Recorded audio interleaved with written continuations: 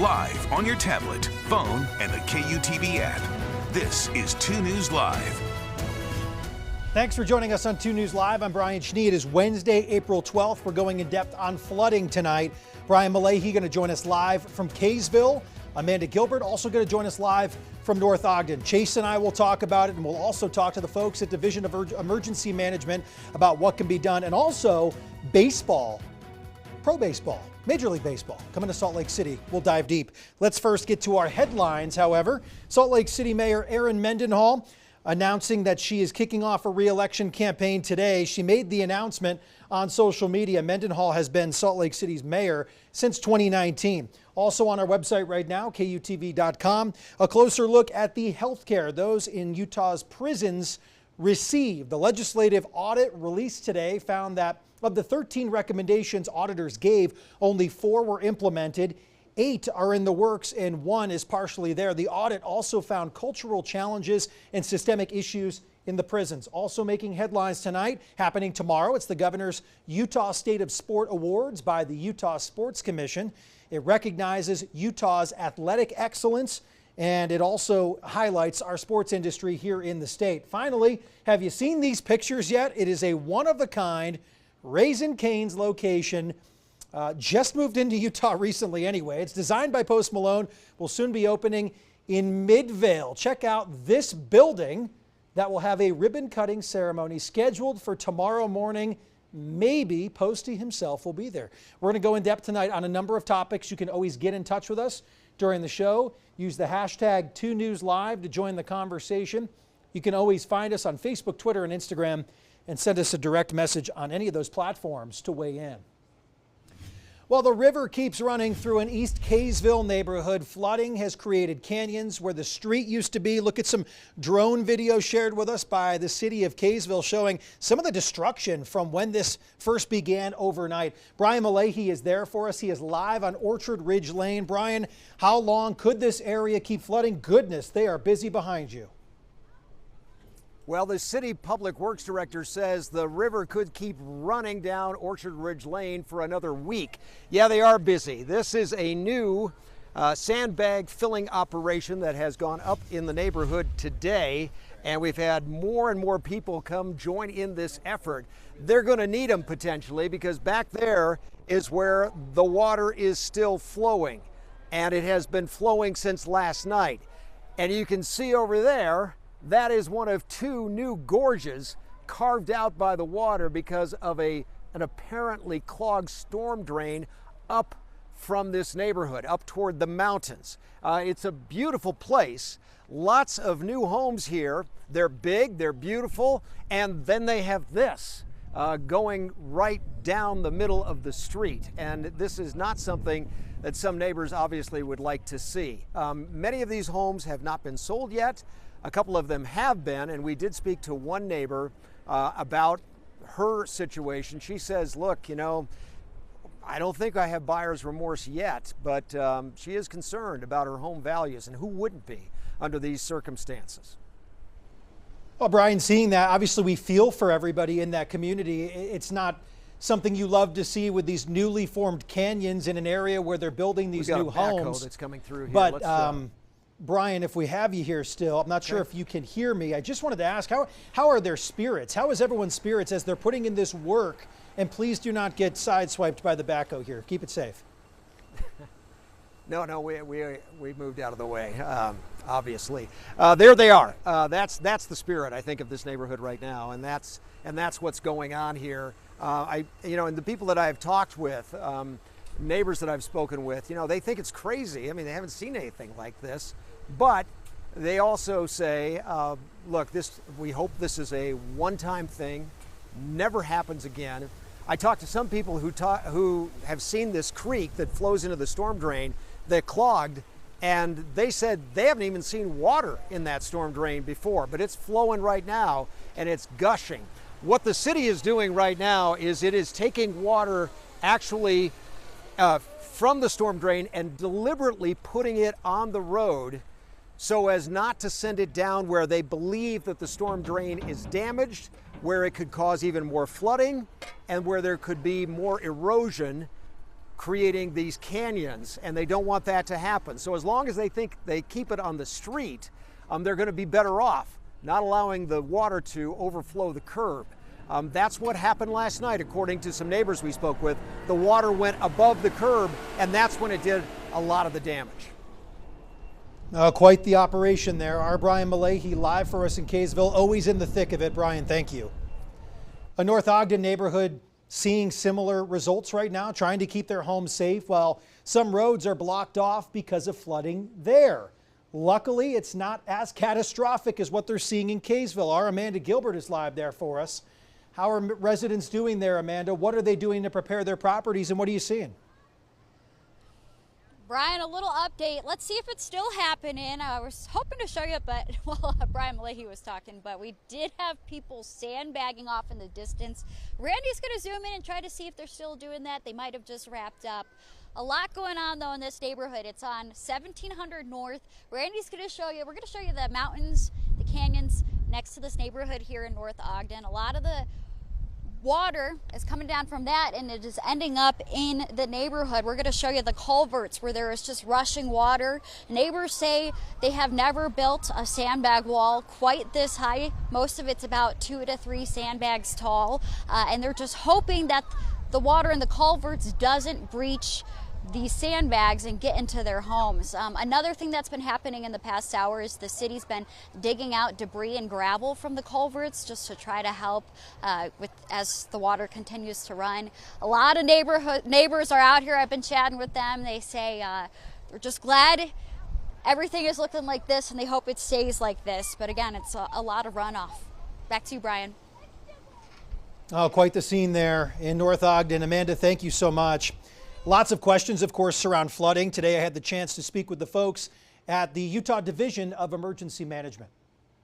We've been doing a lot at the state level regarding flood preparedness since 1st of February. We've been meeting with local level emergency managers to encourage reviewing plans and procedures to discuss documentation for flood damage, for emergency declarations. We've been coordinating public messaging to increase awareness and preparedness. And we have been working with the governor's office and the legislature to administer the $5 million that they set aside for flood mitigation and response efforts statewide. That has entailed, we've recently purchased 1.5 million sandbags, most of which have been distributed around the state already, with all but 2 counties requesting sandbags.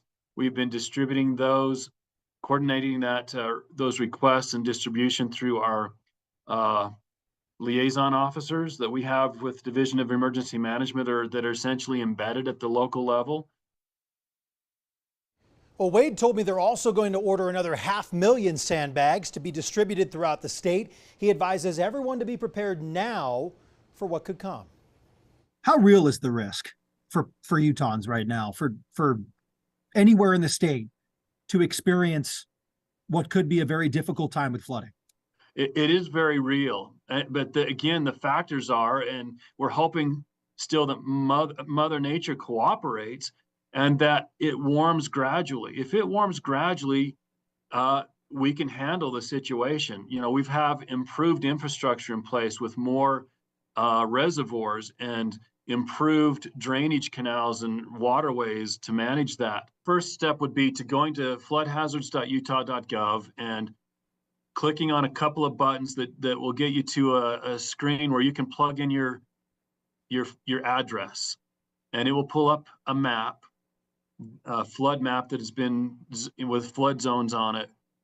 And if you're in a blue area, that's basically the highest risk. And I think in some cases, those blue areas, flood insurance may be required already. If you're in an orange area, that is like a 0.2% annual chance of flooding in that area. And then if you're outside of those 2 colored areas, that's basically low risk. You can almost call 0.2% low risk, but even outside of that is low risk, because we say low risk does not mean no risk. Even if you aren't in a mapped flood zone, you could still experience flooding. So Again, it would be up to you to determine based on, historically, has that area flooded in the past? Has our home flooded before? That might be something to consider in trying to determine your risk. Well, we hear from people all the time. How do I find this information? Floodhazards.utah.gov is an excellent resource where you can put your address in and physically locate your home to see where you land in that flood stage. It's a great resource for everyone to be looking at. I've already done that. And of course, if you live near a river or a creek, that's likely to be prone to flooding this year with all the snow melt. And that's exactly what we're starting to see and what we saw this morning in Salt Lake City. So we do have a flood advisory. This is Immigration Canyon, and this is the Immigration Creek that runs down. I don't know if you're familiar with this creek, but this goes towards Hogle Zoo, Bonneville Golf Course, through Foothill, maybe the east side of the Yale Crest area, and then down to the 15th and 15th area and into Sugar House. So that creek is what we've seen a little bit of flooding, but starts way above Little Dell and all that. It's not because the creek has hit flood stage. It might and get really close. Why we saw some of that flooding, though, remember early this morning, is because of those clogged areas, and then the water has nowhere to go. So it's pretty close. 117 is where it's forecasted to reach. That's the forecast, but doesn't mean necessarily what's going to happen. It's get very close to that flood stage. So this is something that we're watching very carefully, and it might peak later this evening and into tonight. The good news, though, Brian, is that we do have some colder temperatures moving in for tomorrow. All right. Thank you, Chase. Due to unstable snow and the threat of avalanches, Little Cottonwood Canyon is still closed this afternoon. We have some helicopter video UDOT just released showing us why. In it, you can see the natural avalanche destroy some trees, the absolute carnage there of some of those trees in the way of that slide path.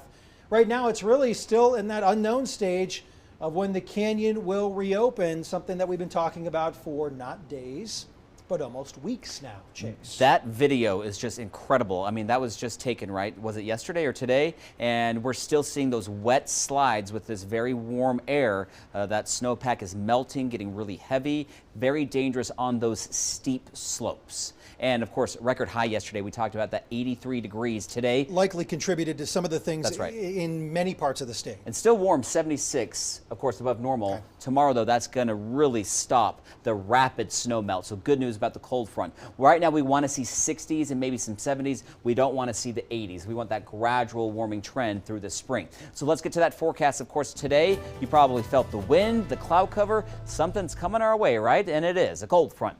Today, though, not cold. Lots of 60s and 70s in northern and central Utah. St. George hitting 80 degrees, but you'll see some cooler air to our west. That is behind the cold front, and the winds are already changing direction near Elko. You can see where that cold front clearly is. Ahead of it, though, those winds are out of the southwest, gusting to 40 miles per hour and even higher here in Salt Lake and across western Utah. It's even breezy in eastern Utah. So let's walk you through this. The cold front will spark off maybe some isolated showers through this evening across northwestern Utah, and then the main event will be Thursday morning as the cold front approaches Salt Lake City. This is 6 a.m. That cold front hitting Cache Valley. Most of the Wasatch Front is dry for your early morning commute. That changes for your late morning commute at 8 or 9 o'clock. We're going to have some snow showers. Now, those road temperatures are very warm, so it's probably not going to accumulate very much. Maybe those grassy surfaces, and we could see a little bit of rain mixing in the lower valleys, and then that will only last a few hours. By the lunch hour, lingering showers, and then improvement by the afternoon and evening, so you'll be fine for your evening drive. A couple of lingering showers out in eastern Utah, though, tomorrow. Right now, it doesn't look like we're going to get a whole lot of snow. Now, if you're in Cache Valley, you might get 1 to 2 inches. But for the Wasatch Front, dusting, inch on grassy surfaces, maybe a little bit more along the benches. Mountains and those ski resorts only seeing about 2 to 6 inches of snow. We're zoomed in on northern Utah. That's where we expect most of the snowfall. Again, there might be a stray shower in central and southern Utah, mainly over the mountains, but nothing significant. What it is the cooler air. Temperatures in the 40s and 50s in northern and central Utah.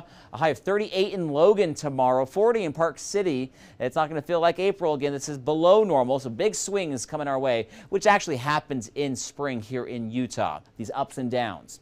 St. George, 70 degrees tomorrow, goes to 68. That's your coolest day, and the weekend looks real nice. Light winds, sunshine, 75 on Saturday, 83 on Sunday, with more wind moving in next week down in southern Utah.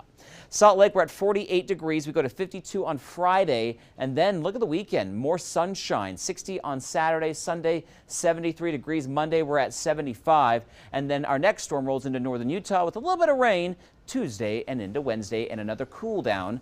But the 60s and 70s, not bad, Brian. Looks nice, that gradual warm-up we're hoping for. Thank you, Chase. A major announcement to try and bring Major League Baseball to the Beehive State. Big League Utah coalition, including Utah's federal, state, and local decision makers, along with community and business leaders, even former MLB players, announced that they're pushing to bring America's greatest pastime to Utah.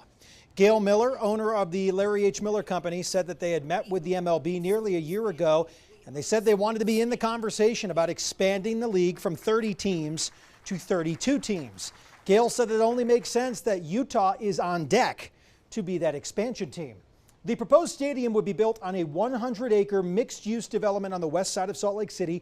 Today they broke ground on phase 1 of the Power District project, which is on Rocky Mountain Power's land. I had the chance to go to the groundbreaking ceremony, caught up with some former big leaguers who are part of the coalition. Yeah. At what point did you feel that this could maybe be a reality here in Utah? I think as they presented to us the information, just the statistics, the numbers of what backs up what one might feel by just being a resident, it made perfect sense. And I know that Major League Baseball has been looking for years, right? Whether it's out in Portland, Vancouver, Charlotte, Mexico City, Nashville, Vegas, they got a lot of eyes on a lot of places. But I know if they come here, and they've been here, I'm sure, they'll recognize Utah and Salt Lake for what it is, and I think Salt Lake has as good a chance as any to get a team. When did you get involved with this? About 3 months ago. I was reached out to, and it just made perfect sense for me. Utah is home for us for many years, and we just absolutely love this community and think baseball would be a perfect fit. And with the chance to bring Major League Baseball here, I just couldn't be more excited. This is a big league city, and like I said in my remarks, they've paved the way. The Jazz, the Olympics, everything that's been going on here, and now it's time, and this site is incredible. And so to have community, business, and political support, and we're ready to go. What do you think could really make this happen? Obviously this is a very good step, and there's probably been other steps as well, but what makes this happen? Yeah, grassroots. That from here on out, it's going to be the grassroots of the people showing Major League Baseball that they support this move. Like I said, we got everything in place and everything's here. But when Major League Baseball sees what we can do as a community, they know generally, but when you come out here and feel what this community has to offer a Major League franchise here, that'll make the big difference. Continuing our conversation on the new witness testimony today in the Lori Vallow Daybell trial. We've been covering it for quite some time. Prosecutors presenting some new evidence to the jury, including a key phone call between Lori and her husband, Chad Daybell. Our Daniel Woodruff is in Boise, Idaho with the latest from the courtroom. Brian, things got started pretty normally today. We heard from 3 witnesses. One of them was a Rexburg, Idaho police detective finishing his testimony, then a law enforcement officer from Madison County, Idaho, and then a third one from Fremont County, Idaho. It was at that point that the judge, after a mid-morning recess, decided to end things early. That was at the request of the prosecution. The team telling us that one of the prosecutors had a death in the family, and they asked for the opportunity to end today early and also not to have any court on Monday. The defense did not object to that, and so they ended early. They will be back tomorrow morning. The big highlights from today's testimony: one, Fremont County, Idaho Sheriff's Lieutenant talking about the investigation into the death of Tammy Daybell, Chad Daybell's longtime wife. Chad, of course, married Lori Vallow Daybell just a few days after Tammy died back in October of 2019. The investigator talked about exhuming Tammy's body. They showed photos to the jury of that exhumation process and of Tammy's body just before her autopsy. And he talked about the suspicious circumstances surrounding her death. And if you remember earlier this week, prosecutors revealed publicly for the first time that Tammy Daybell died by asphyxiation at the hands of another person. Also in court, we heard snippets from phone calls between Lori and Chad Daybell. One phone call specifically, we heard that played out for the jury, and that was a time, June 9th, 2020, when Chad Daybell's property was being searched. They have ultimately found the bodies, the remains of J.J. Vallow and Tylee Ryan on his property, and that conversation between him and Lori was played for the jury as they discussed the search that was going on. So quite a bit happening in a short amount of time here today in the trial. They will be back at 8:30 in the morning to continue this trial, which could last a total of 8 weeks or so. In Boise, Idaho, Daniel Woodruff, KUTV 2 News. Back to you. Well, Daniel, thank you. Very thorough coverage from Daniel, who's been up there a number of days. We appreciate it. As always, you can listen to the trial of Lori Vallow Daybell every day on our website, KUTV.com. While you can't hear the live hearings, we can't either, because the judge in the case has barred cameras from the courtroom as well as any live streams. Very different from the Gwyneth Paltrow trial, which we saw every which moment that took place. Audio will be recorded, though.